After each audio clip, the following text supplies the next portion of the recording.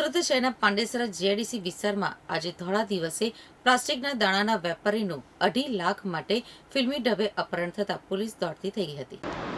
આજે બપોરે 12:30 વાગ્યાના સુમારે જ્યારે તેઓ પોતાની ઓફિસ ઉપર હાજર હતા ત્યારે સફેદ રંગની મહિન્દ્રા ગાડીમાં 5 શખ્સો ઘસી આવ્યા હતા.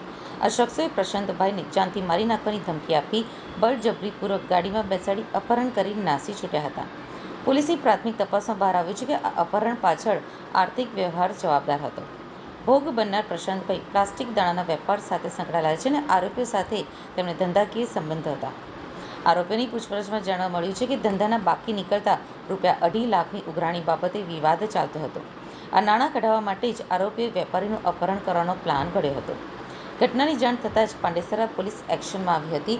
ટેકનિકલ સર્વેલન્સ અને હ્યુમન ઇન્ટેલિજન્સની મદદથી જાણવા મળ્યું કે અપહરણકારો સફેદ ગાડી લઈને વ્યારા તરફ ભાગ્યા છે. પાંડેસરા પોલીસના સર્વેલન્સ સ્ટાફે તુરંત જ તાપી વ્યારા એલસીબી પોલીસને સતર્ક કરી દીધા હતા અને હાઈવે ઉપર નાકાબંધી ગોઠવી દેવામાં આવી હતી. અપહરણકારો જ્યારે વ્યારા ટોલ નાકા ઉપર પહોંચ્યા ત્યારે પહેલેથી જ ગોઠવાયેલી પોલીસ ટીમે તેમની ગાડીને ચારેય બાજુથી ઘેરી લીધી. પોલીસે સફળતાપૂર્વક ગાડી રોકીને તેમાંથી પ્લાસ્ટિક દાણાના વેપારી પ્રશાંતભાઈને હેમખેમ છોડાવ્યા હતા.